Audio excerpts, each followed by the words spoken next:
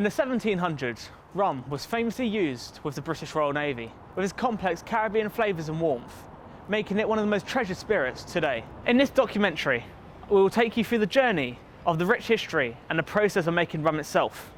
In 18th and 19th centuries, Salford Docks had a lot of history with rum, with many of its ships coming in from the Caribbean and India, also known as the rum fleet, distributing many of its flavours and spices in this city. Hidden away is this piece of amazing history, part of Salford's amazing cultural and economic landscapes. So we invite you to have a look around the dirty old town distillery with owner Tommy. How do you source your ingredients that make sort of Unique rum. Yeah, so our rums are all inspired by the imports that came through Salford Docks back in the early 1900s. So at the time, Salford Docks was the third biggest docks in the UK, after Liverpool and Plymouth, and the biggest inland docks.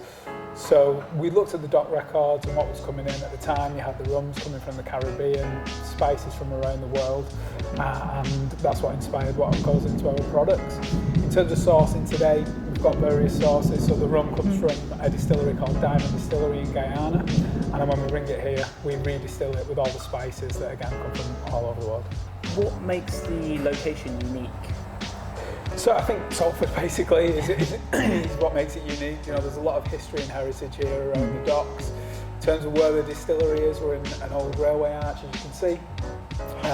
So it's an old Victorian railway arch, just a stone's throw from Manchester city centre, which means that we get, you know, the crowds, international people coming to Manchester for all Manchester's vibrancy, but we also are still at home in Salford on the Salford side of the river. So how has the distillery contributed to the economic sides, like the economic growth of the city? So, I mean, in terms of a business, for the city the size of Salford, we're still pretty small, I would say. But, you know, we're a community brand and we like to give back to the community. So we work locally with local brands and businesses. We supply hotels, restaurants, bars, all in the local area. We do local makers markets, and I think it's a two-way street. You know, we try to buy local and source local, and then we hope that locals will buy from us, so you get that kind of local circular economy.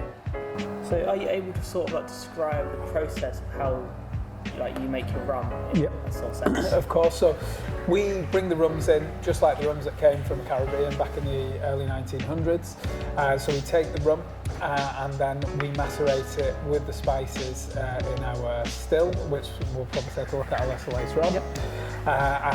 And then basically the rum's macerated with the spices for approximately 24 hours. All the alcohol breaks down all the chemical bonds in those spices, and all the amazing flavours and aromas are released into the rum. And then we distill it, and when we distill it, essentially the rum that comes out the other side is spiced and flavoured. We do some further blending and before we bottle it as well. How does the distillery contribute to sort of local events? So locally, we've worked with Salford Pride in previous years. So we attend their event with pop-up bars.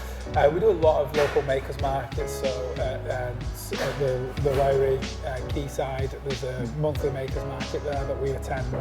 And then just various events around the city, both Salford and Manchester, where we attend. We take the brand there. We hope that people get to enjoy our rums while we get our good name out there. I hope this documentary has inspired you guys to raise a glass to the people that made this place such a special place. And I thank you, Tommy, for helping us tell that story.